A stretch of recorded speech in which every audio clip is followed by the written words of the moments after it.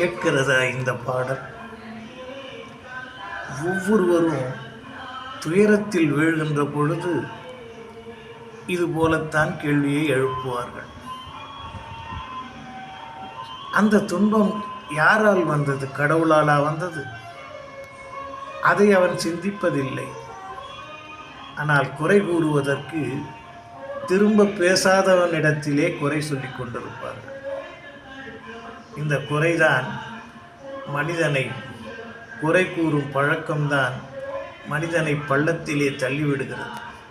ஆகவே எதுவானாலும் புரிந்து கொண்டு செயல்பட வேண்டும்.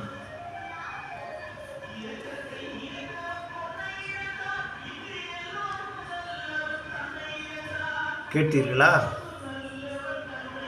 இதுதான் வாழ்க்கை.